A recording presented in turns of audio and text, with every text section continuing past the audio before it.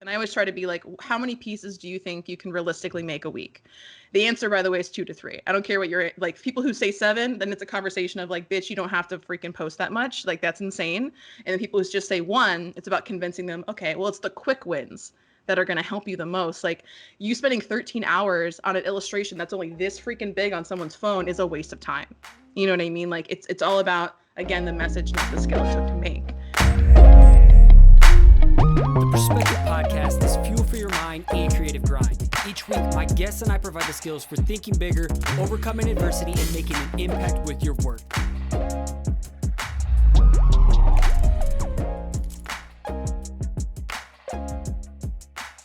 PC family, we have the talented Dina Rodriquez, aka the Patreon and product lettering queen, on the show today. Dina, welcome to the Perspective Podcast. It's dope to finally get a chance to chat with you outside of our small little interaction. I believe it was at like a calligraphy workshop at Creative South in like 2017. Oh, snap. Yeah, that was the first time I met you. Yeah, it's been a hot minute. It's been a hot minute, so it's about time we caught up. So for those who don't know, can you give us a brief Wikipedia page summary about yourself? Speaking of, I really need to make one of those. Yeah, full-time hand lettering artist and illustrator. I mostly focus on subject matters that are for like the sensitive souls out there. So like lots of body positivity, mental health, and then the fact that I have to smoke weed to deal with all of that stuff is a big part of my brand. But I actually make the majority of my income from selling my own products versus doing like client work. And then also I have a podcast, I have 2 podcasts as well. I just, all the things that you can make money. Hustling. I find a way. Yeah. Yeah, you do a lot of work, and it's pretty I consider myself a hustler. I grind, I work hard, but I feel like you have that next level on top of that like marketing switch. You know, you've really encompassed your whole brand into this identity, and I really want to like dive into that because I think you're thriving with it. And with this new world of social media, we're being preached to be authentic and show yourselves in your work. You know, but I feel like you've been doing this before that trend hit, you know? Would you kind of agree?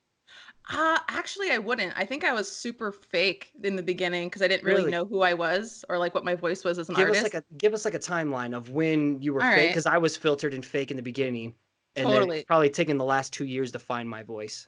Yeah, so like 2013 is like when I started an Instagram is when I think of the beginning of my hand lettering adventure. I fucking was just like copying what everyone else was doing. People would do quotes and it's like work hard and just like dream big and all these things. And I felt like that's what I was supposed to do. And then eventually I just kind of got a little bit braver, more comfortable. Your skills grew. If you look all the way back in my feed, it's straight up embarrassing, but you know, you got to start somewhere. And I think it wasn't until honestly like 2018, just last year, where I was like, all right, I'm gonna start saying shit and fuck and pussy, and I'm gonna start talking about cannabis, and I'm gonna start talking about my feelings because Like, they look exist. at your shirt right now. It's Yeah, like, fuck the haters. Fuck the haters. This is my favorite podcast shirt because you can read it usually in the video. Just everyone knows what kind of lady I am, you know. It's perfect. I think the sensitivity of everybody these days, you know, you're gonna offend someone. So Oh, yeah. I mean, why not just show up, be yourself, and not ride the fence? James Victoria calls it being oatmeal. I say you can't make everyone happy. You are not pizza, and you're definitely not trying to please everyone. And you found those buckets. It's something again I got from Jenna Kutcher, but like you show up in like 3 or 4 different buckets of your brand, and you're just all in. I'd love to hear more about those. Like how did you just go all in on these certain directions? You know, what did it just something you felt strongly about, empowered about? I think I got like screwed over a lot in the beginning. Like I got a book deal that I barely made any money on. It turned out to be a bestseller that I didn't make commission on. And that book was full of like all of the fake platitudes. And I think I had to do like 300 illustrations in 2 months. And I just got totally ripped off from Penguin Random House. So if you guys own that book, know that I don't make money off that book. And I think that was like just being fucked over so hard just made me go like, I'm not doing client work anymore. I'm going to find other things that I can make an income. Like the stress of it all is really bothering me. Or I would just hit certain pivots where I would like meet people in real life and I'd make one piece that like really spoke to them, but it freaked me out to post on the internet. And then that's the one thing they remembered from me out of like the hundreds of pieces I made in the last year. So it was like, I think at first it was baby steps, but eventually you just get so frustrated that you hit a wall and you're like, something's got to change. And that change feels so good because it's release from like the mundane life that you're so afraid of and just like hurting in right now. So it's just like to be able to just be like, screw it, I'm doing something completely different, because you have to try things to see if they worked. And it's just, I got lucky. And I tried enough times where I did find something that did work for me, as well as, I all. wouldn't say lucky. I think you went against the grain. Like I don't know anybody else doing. We'll get into like your whole product scenario of things, but like Yeah.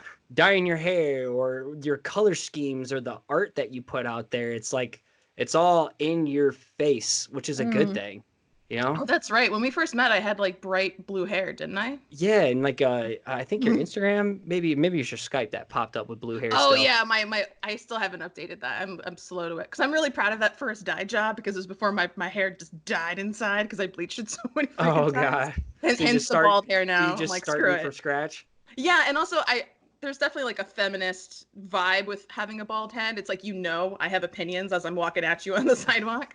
I'm not Um, one to be fucked with, sir. Do I look intimidating? Good, it's working. But also like I just wanted to be able to find beauty within myself, and cutting my hair was kind of a way to, because I found so much confidence in my hair because it was the one thing that can't gain weight. You know what I mean? Like it was pretty and curly and long, and then everyone would always tell me growing up, like, girls would kill to have your hair. And I'm like, that's weird. You shouldn't kill people for hair. It's not that important.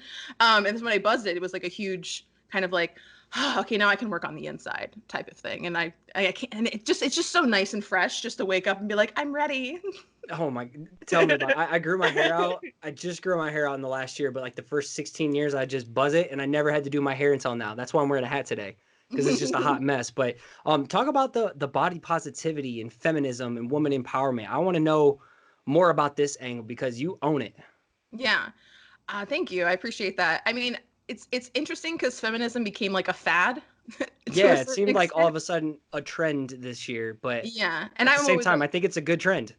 I mean, it's a good trend. Like, I don't like when people, and I do a lot of coaching sessions with artists and they're trying to find their niche and voice. They're always like, do you think too many people are talking about body positivity? Do you think too many people are talking about feminism? I'm like, bitch, no. Like, there's not enough people. More people need to talk about it. Yeah. So the whole like feminist part of things, and I always like to say equal rights because no one can argue with that, is I started Women of Illustration, which is like a community that is there to help women's voices be heard. Just because I had a couple bad conference experiences, back to back, where I was the only woman speaking at a conference, even to the point like I went to my alma mater, and I think it was my first big conference, and they had me legit on like 16 panels because I was the only woman invited to speak at the event. I was exhausted. I must have drank like 30 bottles of water that day, just constantly talking for like 2 day conference. And I'm like, you guys honestly couldn't get another woman here? They're like, well, we had you because you're Hispanic, so it's like double. I'm like, what? No, no, no, no, no, Wow. no. That's fucked up. I can't believe I gave you 100 grand to go to school here. Like, that's not okay. And then it kept happening, like podcasts I was on, and like these different speaking opportunities. It was like one woman and then 20 dudes. I'm like, okay. And like women make up more than like the majority actually of people who are in the creative industry, but yet that's not being reflected in all of the media. So it's kind of like if you don't start to see yourself in that industry, it's really hard to feel confident that you can make it in that because you feel like you're betrayed by that same industry. So it's like that's why I started Women of Illustration. It started as just like an idea. It was just like an Instagram to like promote other women. And then it turned into a podcast so I could like give actual like steps and advice to people before they left because there's so many podcasts out there, and yours isn't one of them, by the way, where it's just very story based, like this is where I grew up and this is the school that I went to, but I learned absolutely nothing at the end of that You're 45 trying to minute dig session. into the past the surface level and dig into the meat. Yeah, like can I learn something? Can I get some value? Because now we have the internet, right? And we have all these amazing resources. And like back in the day when me and you were starting lettering, there was like 3 links or something like that when you typed hand lettering, and now it's like bazonkers. But it's like being able to filter that information and listen to the right people's advice, because some people's advice have definitely fucked me in the past because I took it a little too seriously. And yeah, so that's where it started, and it's grown a crazy amount. Like we have almost 200,000 followers in less Yeah, than two women in years. illustrations popping. It's nuts. I'm like, oh, can my account grow that fast, please? Dude, you're telling me, right? I've been stagnant, but so many things behind the scenes. So, like, how did you get into the early stages of monetizing your business, ditching the freelance, and just being like, you know what? I'm gonna find some paths that work for me. Was it products in the beginning? Patreon, like you're killing it with your Patreon as well. Yeah, Patreon was probably the first thing that started to take off. I had one just for Letter Shop, and it was all about like educational resources for lettering. So every Like single workbooks month, and stuff, right? yeah, you get lettering workbooks. So every month you get a new workbook. Digital assets are the shit. Definitely love me some passive income. And Mm-hmm. I was noticing because I was going to all these like lettering workshops, they would teach brush lettering, right? They would teach like basic sans serif and serif lettering. But what about circus lettering, right? What about, Yeah, and now I'm starting to see like Art Victorian. Deco, and like Victorian's my Yeah, favorite because it was the one that I could not master. It was so difficult, and that was the first workbook that I did. And it was like 50 pages. Like the biggest, most in-depth workbook is the first one because I had really big eyes. And then after the second one, I'm like, I'm burnt out. Okay, we're gonna chill this out a little bit. We're gonna reel it back. And yeah, I made 23 workbooks total over the course of 2 years. And I still have those available on my Patreon, but that was the first kind of, oh, okay, like building up a something community here. around your work. Like I don't have to worry about clients because clients will stop calling. So it's like, what are you gonna do when they stop? Your phone's not ringing and your email's empty, you know? Building a community around your work. Talk more about that, because I feel like that's like the golden egg everybody's wanting, is to build an audience and have people love your work. But I think at the root of it is like you got to dig and love your work first and not create for other people. Yeah, Was and you that a also hard switch for you? Oh, it's super hard because I think at the beginning you make for your industry because you're in an echo chamber. You're following, like especially with lettering, because that was my experience. I'm following all these other lettering artists. Of course, I'm going to copy them. It's like regardless if I'm not like tracing people's work or nothing, but like the phrases, the color palettes, the styles, and even now I can't even follow that many hand lettering artists because I'm too afraid it's going to bleed over to my own Yeah. work. Yep. So for me, I just started following different people. I was like, okay, I'm gonna follow meme pages and screenshots of tweets and shit, and like body positive models and weed like curated accounts and all that stuff. And that's what was like the biggest push behind all of my like subject matter changes with my work. Because I'm like, if people are going to follow you, there has to be a reason that they follow you. That seems so obvious, right? But like when it comes to art, I like newsflash, no one fucking cares how good and talented you are. All that matters is that that message is relatable as hell. And that's why there are so many accounts that are just screenshots of tweets and that are memes because it's literally all message, just Helvetica pixelized on a white background. But imagine if you're a hand lettering artist or you're an illustrator, you have actual skill on top of that message, it's just going to go even more viral and more people are going to share it and more people are going to react to it. So it's like that's the biggest issue with lettering. Sometimes it's like, what the fuck am I going to draw? Like, what do I have to say? And you don't have to go look for it. Like, it's already in you. It's in you. And being able to pull it out is a lot easier than you think. You just have to ask yourself like a couple questions, really. I love how you said there has to be a reason for someone to follow you, and this is where I want people to really take things away. And you give that reason and you wave it with a billboard. Like the perfect way to capture that is within like 3 seconds if someone lands on your Instagram bio, you know? Totally. And like, how would you describe how important that is when someone lands on your feed, like that space right there, or even like on your hero image on your webpage? Like, describe that. How do you let people know that this is who I am?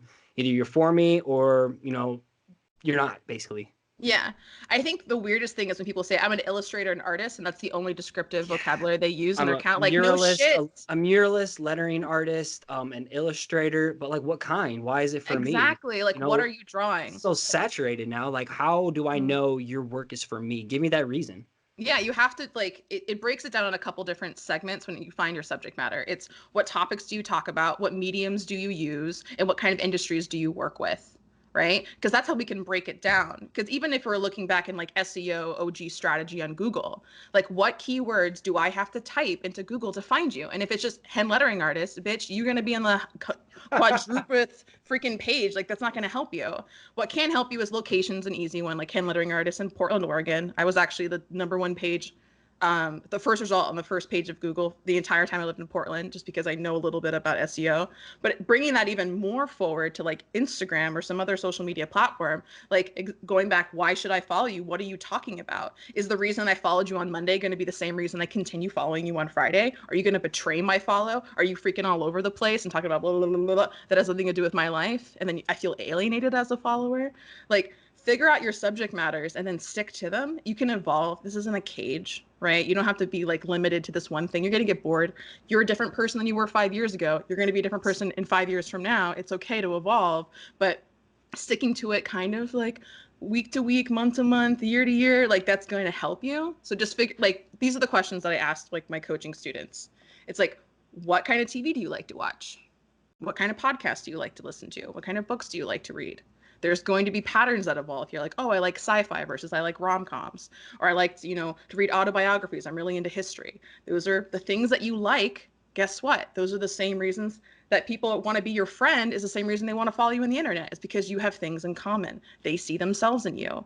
So you don't have to talk about super emotional things like me, like body positivity and mental health and all these things, but the fact that you really like pizza, you know what I mean? Outer Or space like, and pizza. It's like yeah, those outer space and overlaps, pizza. connecting the dots of like what I loved when I was a kid that made me weird to like what makes me weird today.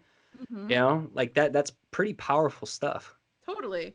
Like, I think of any artist that like I like Killer Acid because he talks a lot about weed and it's all crazy and it's like the one. Psychedelic. It's Yes, all, yeah. I just bought like $300 worth of clothes from him for my boyfriend because he's like the one artist that he really really loves, and he sticks to that same subject matter, that lowbrow style, kind of getting all funky. Same reason why I like Robin Edinburgh. She just likes to draw naked alien babes in space. I dig that. That shit turns me on. I love her work. Like it makes me feel like tingly and happy when I scroll on her feed. Like that consistency is why she has hundreds and hundreds of thousands of followers and has really great deals with Vans and Adult Swim. And they're not asking her to do anything that's out of her subject matter. They're not asking her to like, oh, look like this other artist. They're hiring her specifically because she has that style, because she has that subject matter, and more importantly, because she's got that audience. She's Because you're known not, for something. yeah, like you don't She want to she defines the label she wants to be known for and portrays it instead of letting totally. someone land on your page and just guess what it is you're about. Is this work for me? Nope. Deuces. Peace. Yeah, like don't make people guess. People don't like to read. Keep it simple, keep it short, keep it sleazy. Like, like have a little fun with it. Like be a fucking human, you know what I mean?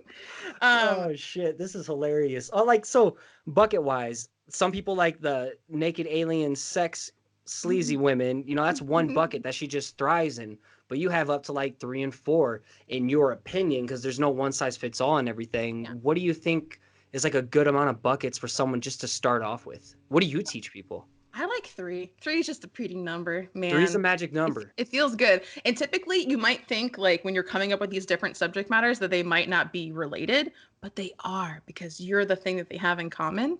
So there's probably things about, like, your childhood and your friends and how you were raised and what schools you went to and your interests that make you want to, that have you liking those things. So even if they see kind of like all over the place, they're actually more in line. Like, I always make a joke, like, okay, so I deal with a lot of mental health issues, which makes me overeat. I overeat because I'm smoking weed to help me with my mental health issues, and it goes full circle. So And like then you you might, letter out your feelings from it yeah, or oh my, illustrate it. yeah, illustrate letter, all that shit, just like all day. This is how I feel. This is how you feel too. Don't feel alone, young child. Like hold my hand across the internet wires and let's be friends and skip along in the tragic distance that is existence. Just like yay, yeah. So that's my spiel when it comes to like just trying to find what you love. Is just figure out what you actually like and then just talk about it consistently. That's really And all it takes. hover around 3 buckets. Like you don't have to share everything. Like No, of that's course there's not. a fine line of oversharing.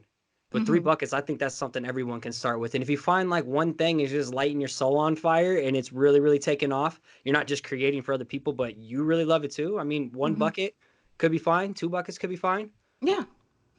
Yeah, like I know one was it Belinda, I forget her last name, is a lettering artist, and we did a coaching session and I'm asking her the questions I always ask to find her niche She and draws a lot of food, right? Shout food. out to Exactly. Belinda. That Belinda's a was beast. we had that conversation. I was like, well, she's like, I love food, and we try to talk about all these other things. I'm like, you should just do food. She's like, can I just do food? I'm like, yes, bitch, you can just do food.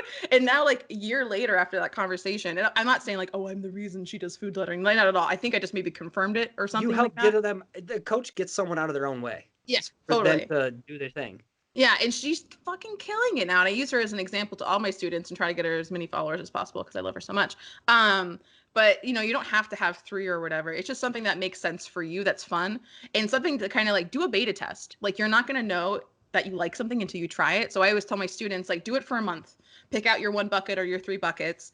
I like calling it buckets because I call it buckets I too. just think it's funny. I imagine like SpongeBob for some reason, and there's just like a bunch of fish heads like in a bucket. I don't know why that's what my brain thinks of, but I think it's really funny because it's messy, right? It's fucking nasty to like deep in like go deep, like digging in your self conscious and just like trying to pull out these nuggets for people to see. Going into Like, the unknown. yeah, that's horrifying. So I It feel like a is. bucket full of fish heads is really appropriate.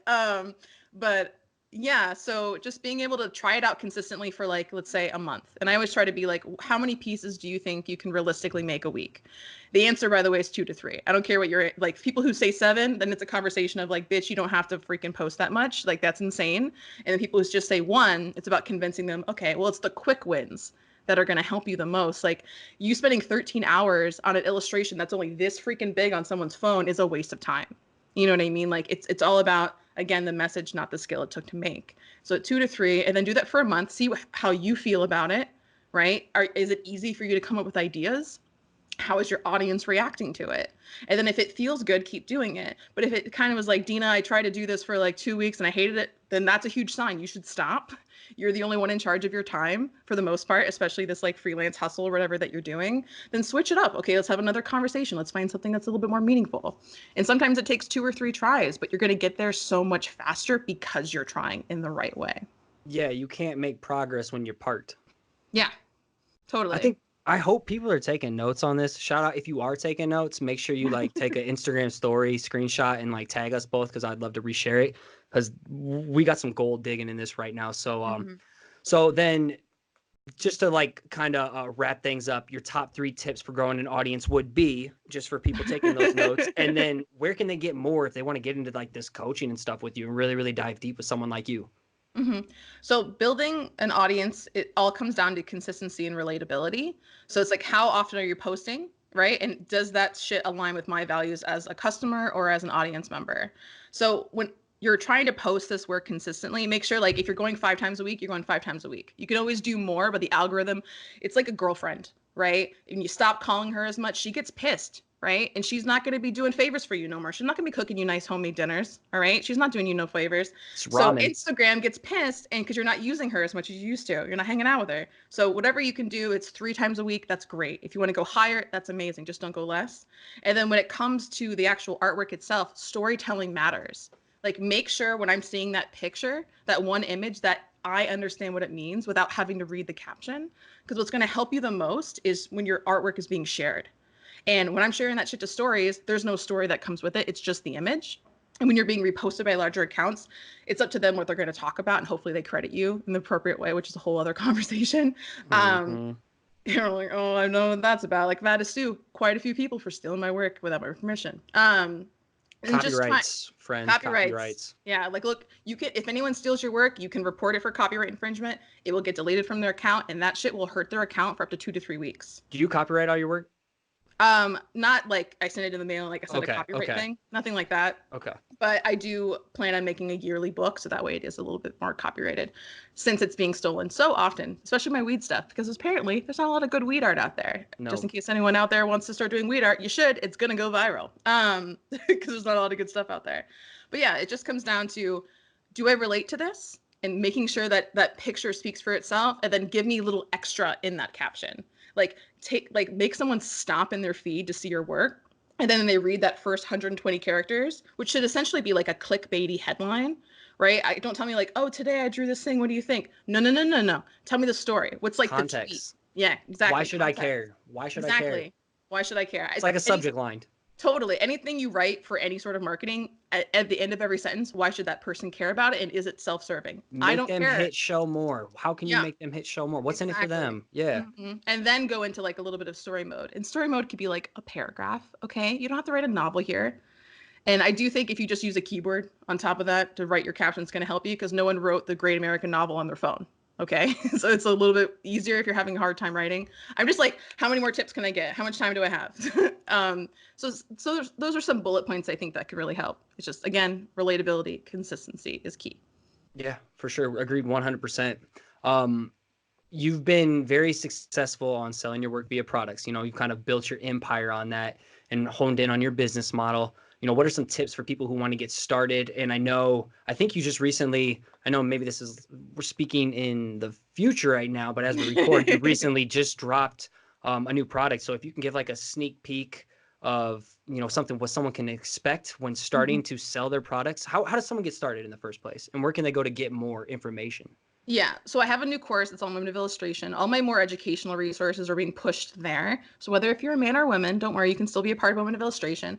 You can go hang out. It's $50. It's a 2-hour video course. It goes over everything, which is essentially like how I made 60 grand in 6 months, the first time ever I'm making products. And keep in mind that I make products using something called Printful, which is a print on demand service. So I don't have to spend like $600 on 30 shirts, or that's probably not the right math at all, but you know what I mean? Like I don't If have they're to all work. Gucci or something. Yeah, like I don't spend money on all this crazy packaging. Like don't like I understand like brand awareness and all this stuff, but if you're just starting out and you don't even know if someone's gonna like it, using print on demand is a great way to start. And I'm not talking Redbubble where you're making like 3 cents a shirt, or like Society 6 designed by humans, Threadless, all the different platforms. This shit is on your website. Okay. So every single time someone makes a purchase, Printful gets notified. They print out your shirt or whatever, product. They have so many different products like mugs and posters and things, and then they ship and fulfill it for you. So you as the artist, you get to focus on just the making and the marketing.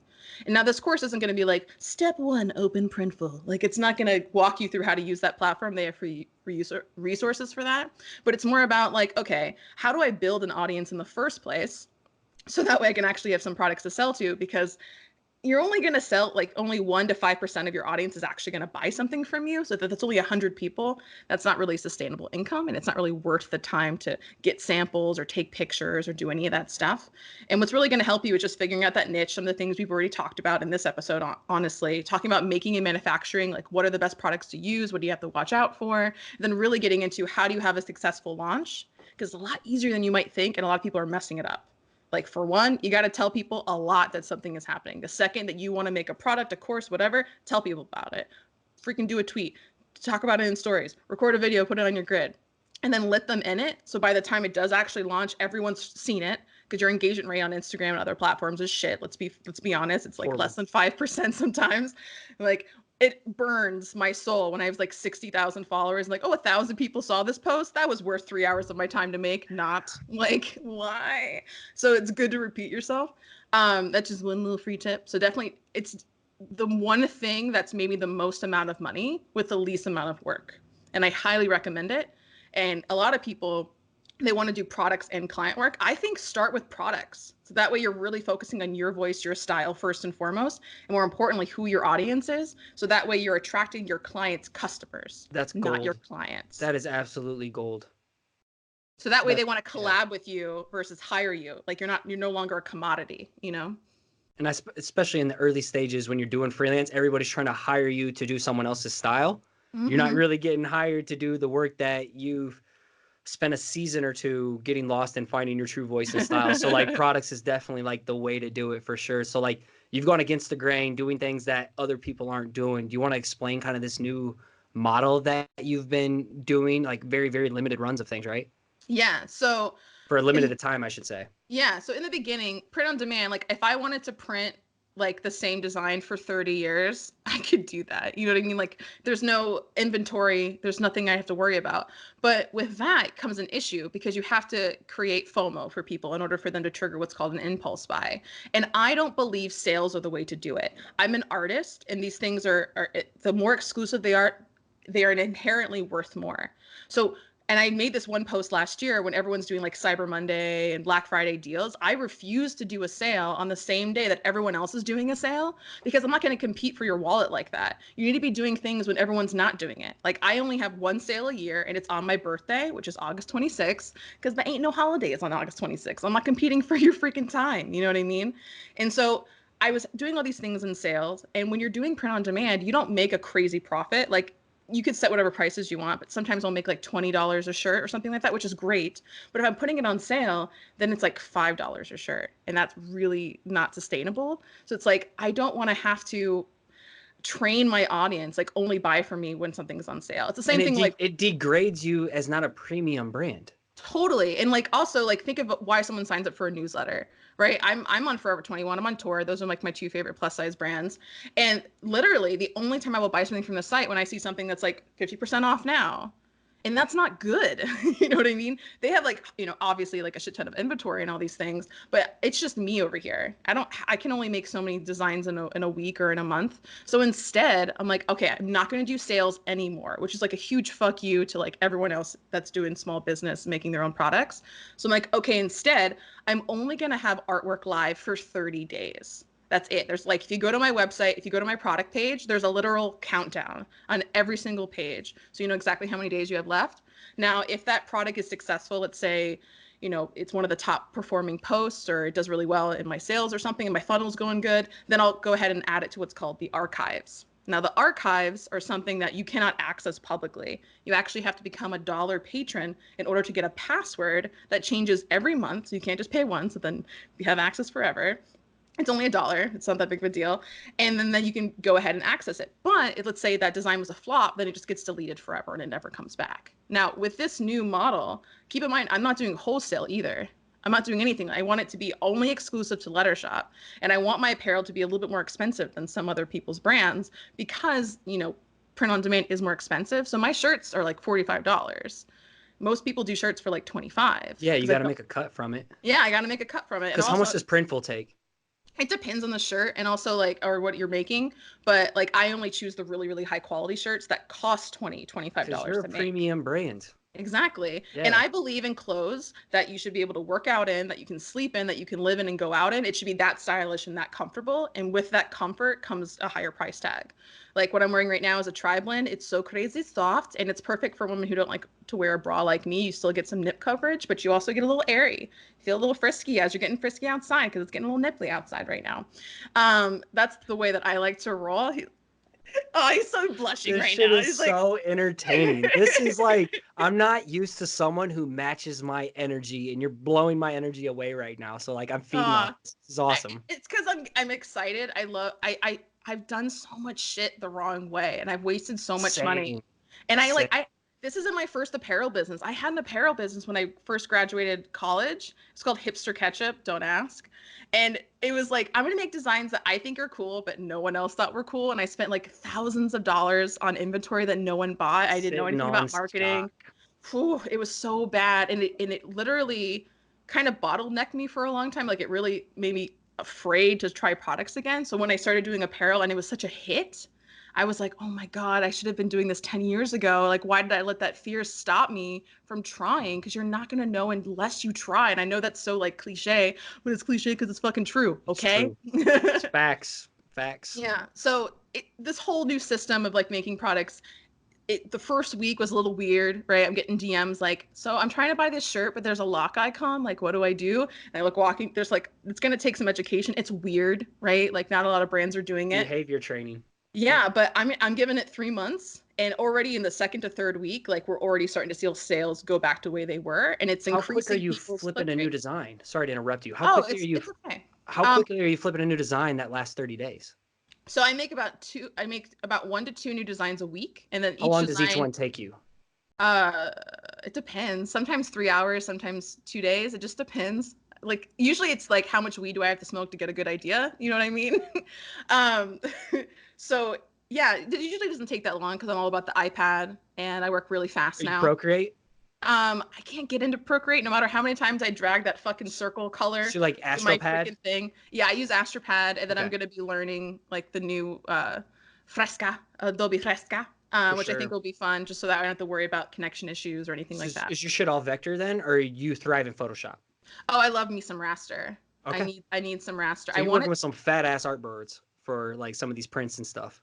Yeah, I just like the way the brushes look a little bit better. Honestly, I've been using the same brushes for like 3 years because I haven't found a brush that I like as much. It just mimics microns. I just select micron. I'm like, cool. And that's what I dig because I also don't turn smoothing on. Like I know Procreate people that you fucking cheat, which is not, it's fine if you do. Streamline, It's fine, streamline. Yep. right? And Nobody you like sees, nobody knows. yeah, so it's like, wow, it's a perfect circle. Like I don't do that. That shit's bumpy. You know what I mean? Like I'm a person. Yeah. So it's like I Like a like that. bleedy little micron on like Bristol or something like Yeah, that. and when your lines are a little shaky, it's gonna happen. That's And good. I like that. And then people tell me like your lines are so clean. I'm like, are they? Really? But yeah, that's the way that I like to buy. But yeah, just 1 or 2 pieces, and then I turn each design into at least 2 products. Awesome. So you do it big with the idea of keeping it flexible, knowing you can repurpose it for different product usages. Yeah. And also like keep in mind like the more popular ones go to the archives, but like for example, my most popular design is Past Joints Not Judgment. Two hands, smoking a J with a rainbow in the background. I love me some rainbow. It got some, glittery smoke and shit in the back. I love it. So trippy. So like that design, I will forever bring it to new products. Like just because that design is archived in a t-shirt, that doesn't mean I can't put it on a mug. That doesn't mean I can't put it on like a rolling tray or some shit. And like I even have new designs coming out on pipes pretty soon. So that'll be fun. Dope. If you got a Yeah. pizza one, I just might have to cop. I'll Uh, make a pizza. That's a great idea. Thank you. Writing down the pizza cheesier, the pipe. better. All right. A couple more questions before we jump into rapid fire, man. Mhm. Dude, I feel like we could talk for We hours could probably on do this. that. This is dope. But so this show is fuel for your mind and your creative grind. And keywords, it's fuel for your mind, hence the Perspective podcast. It's not Mhm. just heavy in design, it's all the things, mental health, whatever. Mhm. But what are your internal and external forces that fuel your grind? Why do you do what you do? What gets you pumped to get up out of bed each day to create? Honestly, I'm really lonely. So like that need to connect with people is fierce. Like I've always Mm. had trouble making friends even as a kid. To be honest, I didn't have my first friend until like 8th grade. I had a real hard time growing up. I was awkward and I was the tallest kid. I was the fattest kid. I had really curly hair that my mom didn't know what to do with because she's not Spanish. And yeah, I looked weird. Okay, lots of like bright neon Pocahontas t-shirts and like exercise shorts. Florida, no, why'd you do that to me? So I've always had this really severe need to be liked, right? To Same. feel like I'm not alone. And I just moved to a new city, right? I moved from Portland to this really small town in Menominee, Michigan, and I don't know anybody Oh here. shit, I didn't realize you're in Michigan. Oh yeah, I'm in a tiny ass town. It's really cute. I love my apartment. Cold too. It's Welcome there's Midwest snow style. outside. I'm like, Yep. how do I buy a coat? Like I don't like I'm from Florida. Like I don't know what winter clothes look like. I know what winter Florida clothes look like. So honestly, I make all this artwork because I don't want people to feel as alone as I do sometimes. That's really the main motivator. So when I get people and I get comments like, "Oh my God, you read my mind," or "I That's so really needed powerful. this today," I'm like, "Oh, that's the shit. That's what I want. That's going to be so much more valuable to me than like a paycheck. Like obviously paying your bills is important, but making a difference to me, that's the legacy." Mm. That's what this podcast is about because I've been isolated from like a creative community. And once I found it, it's like, dude, I need to bring this to other people who, Mhm. feel isolated as well. So like I very much so align with that. So you know what? I think you just like helped me tap into another reason why I do this that I just didn't articulate very well. So that's dope. What's one piece of advice you give to yourself when you were just starting off? Don't quit.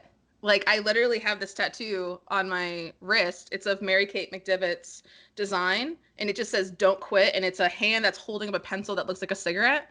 Dope. My dad freaked the fuck out. He's like, "Oh my God, you have someone smoking a joint in your arm." Like, Dad, it's a pencil. Chill out. And she made this T-shirt like a while back, like on Cotton Bureau and stuff, which I also own the T-shirt. It's like in that pile of maybe these clothes will fit me one day, which all plus size women know all about that pile. Um, and it just really touched me. And that's been the one thing is like you can rest but never quit. You can keep on going, keep trying new things until you find your thing. Like I saw this one quote and I like adapted it as my own. It's like I busted my ass for 4 or 5 years trying so many different things. And then year 6 is the year that I finally blew up. And I'm so glad that I didn't stop trying because I don't know what my life would look like. I wake up whenever I want. I get to sleep whatever I want. I eat whatever I want. I work on whatever I want. Like this amazing sense of freedom is also a huge motivator behind my brand because I would not give up this life for anything in the world. I think that is like the biggest nugget. A lot of listeners are side hustlers. They have day jobs or in the early Mm-hmm. stages trying to figure out what works for them. If it doesn't work for the first 3 months, it's like, okay, maybe I'm not cut out for it. But don't quit. You can rest, but don't quit. Yeah. And like, just because you can't go full time right now, that doesn't make the time that you're investing any less worthy. You know what I mean? Like, I had a full time job for 4 or 5 years and like I stole a little bit of company time. Like, I definitely was that employee and he knows we're friends. Yeah, yeah. Like, you're like, I'm totally working on that account. Like, no, no, no. And Yeah, and then it wasn't until I did do a lot of client work and I was making about 80% of what I was making my day job that I felt comfortable to leave. And I do feel like a lot of creatives are leaving their jobs a little soon because the worst thing you can do is fail that early, that hard. Because it just like how I talked about that apparel company, that shit stung and it took me forever to get back to it. And I don't want that to happen to you. I want you to be excited. If you're just starting this illustration or design or lettering journey, just enjoy it. Don't try to turn it into money right now. That's not the point. You have to learn to find Yes. your voice and your style That's and what I just teach all my enjoy it. coaching students too. Yeah, It's like you got to tap into the love right now. totally. Like don't Wave your freak flag. yeah, marketing isn't your like isn't something you need to be worrying about. Like don't care about likes, engagement, just be doing it and posting it. And then as you start to get good and you start to find your voice, okay, do baby steps, maybe do client work, maybe sell products, whatever you want to do. But don't go crazy. You don't need to be like full on like, oh, I see all these other dudes who are like been in the business for 20 years. I'm just going to magically be them. It's like, no, you can't. That's not your story. That's actually going to really fuck you over. Please don't do that. Yeah, So you it's can't like, compare your beginning to someone else's middle. Like, so when you made the jump to do your thing full time after hustling, you busted your ass. Yeah, I remember when oh you had yeah, a tiny account. Like, I think we both had, similar small followings at the time when I couple first, thousand, like couple nothing. thousand. Yeah. Yeah. When you first, maybe you were even in the Sean West community. Maybe that was the I first, was. I that was the was the Sean West first community. original thing I ever saw. Okay, now it's all coming back to me. How we even like crossed paths in the first place, even if we weren't homies and homettes. But like when you made that jump from your that ship jump, I don't know what the fuck I'm trying to say there. When you made the jump, the leap to full time you, did you have a runway built out? Like any expenses, or did you just have Ooh, I 80% wish of what you were that would have been a making? good idea, huh? No, I didn't have any savings or anything like that, but I was making what I thought was like a pretty consistent income. And I also had a lot of revenue streams. That's the key, people, revenue streams. Like, even though you don't think you could be a teacher, you can, okay? Teach Every what you know. Yeah, the only reason that people think I'm an authority in this business is because I made myself an authority. Like the first time I made a website, right? Like lettershoppe.com, the very first one, I had a 12-part email series how to build a website because I just taught people what I was doing along the way. So instead of you having to search all over the internet how to, make a designer's portfolio website using Squarespace, you don't have to find that. I made it for you and it's free. And I did that my entire career. Anytime I learned something, I taught someone else how to do it. And honestly, it had nothing to do with like trying to build a community. It's just that helped me learn because I have a couple of like learning deficits. And so when I teach, it actually helps me remember those things. It Yeah. like solidifies that information. So it was kind of selfish, but then it worked out because it's like, here's all this free content. And any marketer would tell you, like, you have to give people free stuff in order for them to feel comfortable paying for it. So it's just like, okay. So that's what really helped me. It's teaching is always a really good asset. Products is really good, especially with Printful. Client work is great. Now we have, becoming an influencer and like selling ads on your, and honestly, like you only need like 3,000 followers to be an influencer. Like there's apps like Tribe that are out there that I've tried before that that's their minimum. And then you could just start working with brands and you can make a couple $100s doing that. There's no wrong way to make money here, people. I don't think there's anything like what's your opinion on places like freelance and Fiverr and those types of things? The deep sigh. I mean, a lot of it is outsourced to people in third world countries who that low amount of money for us is a lot to them, and it kind Mm-hmm. of degrades, I feel like, a freelancer's true capabilities in the States. I'm solely speaking, Yeah. especially it's so competitive, Mm-hmm. as well. So ah, I'm indifferent. I have my Yeah. opinions, but I'm not saying they're right at the Yeah. same time. But I I see thought so that many too. people struggling, Mm-hmm. and so many people are just like bottom feeding. Well, if I can't charge premium, I got to charge lower amount because that's what like people on Fiverr are doing. I have to Yeah. compete with them and then starving artists. Yeah. Well, that was my opinion for a really long time too. And it wasn't until I had this interview with Sasha Alabea, which is this amazing illustrator that I interviewed recently for Women of Illustration. And she started on Fiverr. And I didn't know that Fiverr has changed. Like it's totally different now. Like And exactly, it might be something I'm yeah, completely she oblivious charges to. like hundreds of dollars. Like there's no She's $5 still for on this. Fiverr. Yeah, she still has Fiverr. I think she has so many commissions that she closed it for a while. And unless she has like a bigger account, I think she's like almost at 60,000 now. And that's only like within like a year. Like What's I her looked at her social blade and what's she got what's her handle?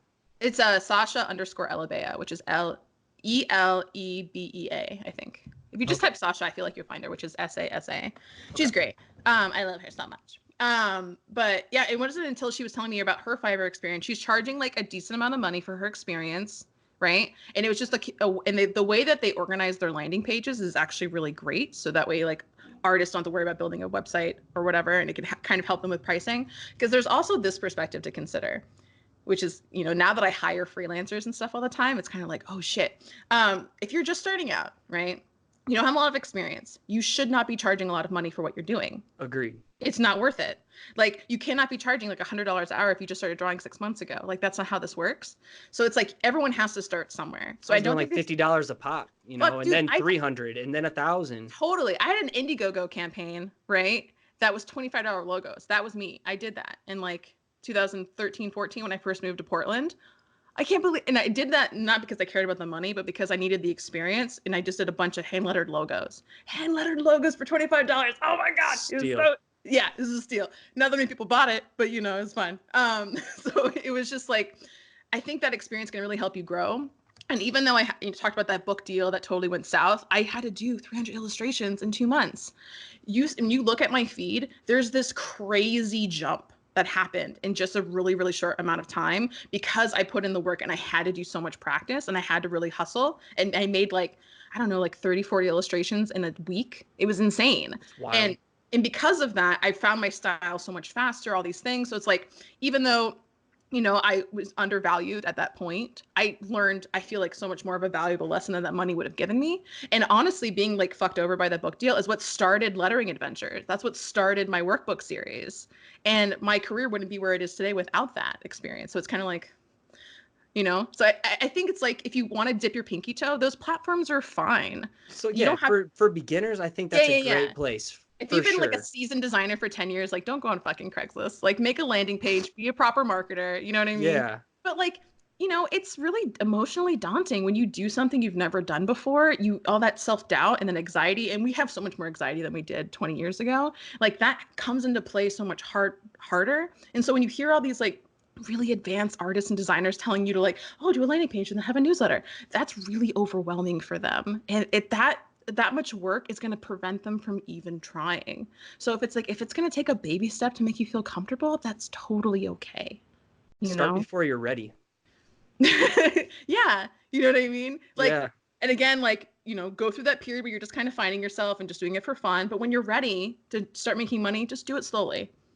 Slow and One steady bite at wins a the time. race. Yeah, You every can't eat single time. you can't eat a full large extra large pizza from Papa John's in one bite. You got to take it one bite at a time. I mean, you've Just never have to seen have me a eat a creative career. pizza, but yeah. Roll it up. Roll it up. I'm plus size for a reason. Okay, I like my food. I ate an entire pizza yesterday, but I ate it throughout the day, so it's not as bad. Yeah. But I Still, was I could eat a full one in a sitting too, though. fucking dude. Pizza's so good. I love it so much. We'll share a slice whenever we can link up in person. Okay, rapid fire. Okay. Speaking of pizza, if you were on death row, what would your last slice of pizza be? Thin crust, all of the meat and all of the vegetables, just like Anywhere loaded up. specific, or do you make it yourself? I don't some sort of frozen pizza that I can't remember the name. I think it's got the white guy on it who's like this. I don't remember his name. I don't know. Does that narrow down the pizza? It's the uh, white guy on it. Does that help? I'm gonna have to go like Google search now frozen pizzas after this. All right, early bird or night owl? I think you already answered this one. Yeah, night owl for Night sure. owl for sure. If you could have lunch with one person, dead or alive, who would it be and why?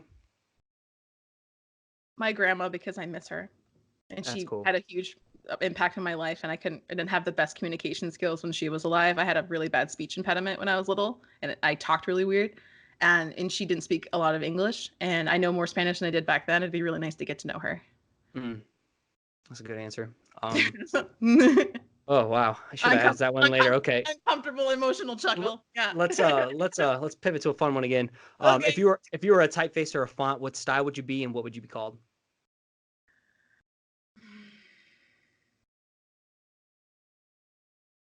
Funkalicious. Funkalicious. It would be some really cool scripty 70 fought bottom bitch script, I think. Nice. Them chunky curves, cool. Yeah. Here we go. Here's some fun ones. I've never ever asked these questions ever to anyone. Oh my God. What's your favorite strain of ganja? I'm a big fan. I mean, there's not a specific strain, but I like sativa more than indica. Indica, I just want to pass the fuck out and eat my weight in pizza. but sativa is what gets me my money. Like that's what like makes me whole as a person. You like that CBD, psychoactive, the THC doing that thing I within want to you. make some weird connections in my brain, man. Like I don't recommend like, hey guys, just smoke weed if you're feeling like you need inspiration. But when you're able to actually go to a store and buy it and like know what the percentage is, I always recommend a really, really heavy CBD no matter what, because that's going to help get rid of all the panicky, like the cops are chasing me kind of vibe. And then sativa is going to kind of perk you up versus make you pass the fuck out at your friend's house. All right. Well, that answered the next question of sativa, hybrid, or indica. So bong, bowl, joint, or blunt? I prefer joints, just because they're portable and I can just put a, it's like cigarettes. I'm like, I'm smoking a cigarette. I don't know what that smell is. I don't know what you're talking about. That's probably my favorite. But usually nowadays it's actually, there's this company called Stoneware, and she makes these badass geopipes, and she makes them by hand, and they're ceramic, and they're so comfortable to hold, and they're just badass looking. And also we're doing a collab later this year. You should check that out. But it's like my favorite piece to smoke out of. Are you one of the pens kind of person too? No, I used to be, because I could be all sneaky on a road trip, but we're learning all these really bad health effects that come with those now, like getting weird pockets in your lungs. And my boyfriend switched from cigarettes recently to vape, and I'm like looking at him like, are you supposed to have all those sores in your mouth? Like, is that normal? You know what I mean? It kind of like scared me a little bit. And actually, hot tip, Michigan just recently banned flavored vape. Like, you cannot buy flavored vape. What about like THC cartridge? Well, clearly it's not even legal there anyway, so. It'll be legal. They're going to start opening up retail shops December 1st. We just found out this morning. So right on. All right, last one. Where can people go to follow you online and support you? Name all the handles, all the plugs. All the things. Okay, so I'm really lucky. Everything's Letter Shoppe. Boom. Letter Shoppe with 2 P's and an E, like an old ice cream parlor, because Letter Shoppe with 1 P was taken from a 90s print corporation in the 90s. Jerks. Yeah, so fuckers just sitting on it. But yeah, so Instagram is the best place. That's where you're gonna get pretty emotional content in your feed, and also pictures of me in my underwear. That's a new thing that I'm doing. And you can go to lettershoppe.com to shop my merch that's available for 30 days, or you can sign up on Patreon and you get all the goods, which is patreon.com/lettershoppe. There, just $1 gets you access to a very secret podcast, which I record every single week, that talks about the drama and details of my life. Like this recent episode just talked about the benefits of Instagram ads, and I found kind of like a trick where my cost per click is only $10, which is really, really good. And also talking about like my issues with body positivity and all these things. There's a lot of marketing information in it. You also get to unlock the archives. And then we have specialty products coming out. Can I show you some stickers? Yeah, of course. This is a video podcast, so we can see it. Okay, I'm going to show you stickers. Okay, so this is Rest But Never Quit. Is this their sticker app for? Yeah, this is sticker app. Yeah, because they do like the hologrammy. Yeah, stuff. These are holographic, and then I have just a big fucking letter shop. So I said hologram like Tupac. Holographic. Holographic, and then we have Existence is Exhausting. That one is like my favorite as a coffee nut. So yeah, I love it because it's like it's okay to be exhausted because life is exhausting. Yeah. Rest but don't quit. It's one of my favorites. Takeaway from you day. So like on Patreon for, I think it's the $10 tier, we have specialty stickers that change every month. So you can get something cool in the mail, and they're all based on all the designs I made from the previous month that people get to vote on. And then there's a $25 tier where you get like bonus mail. So it's things like enamel pins, patches, notebooks, pencils, like all these really cool rad things. And that's kind of like the newest thing that I've started. So by the time this comes out, hopefully it'll be sold out and you can't even get in. So there's that. It probably will be. I thinking positively, right? Thinking positive. I just like stickers because it's such a cheap, affordable way to be able to support an artist and have a piece of art in your home that didn't cost like hundreds of dollars for that artist to make, or it's not like a commission. T-shirts are kind of expensive. So like, it's a really great way to support artists, is these little trinkets, you know? Definitely. Well, as we wrap things up, stick with me after this just to recap. But Deena, this was incredible. The energy you brought today, the vulnerability, the value, just like everything all in one. I think people would love to get a round 2 in the future if you were down, because yeah, always down. This got me pumped. I took so many notes myself today, so I kept myself busy. So we sincerely appreciate your time, and I can't wait to drop this one on people. Yeah, for sure. Thanks you guys for listening and listen to me be vulnerable and not clicking out of this podcast and listening to all the way through. A lot of people don't do that, so kudos. And leave a review wherever this podcast is available. Review it and let us know how you like this episode. Share it all over Instagram. Peace. All right. See you later. Okay, bye. Thanks again for listening. It'd be awesome if you took the time to subscribe to the channel, hit the like button, and let the comment below so we can connect. Again, if you want to catch a shout out as a future listener of the week, make sure you subscribe to the show on iTunes and give it a rating and review.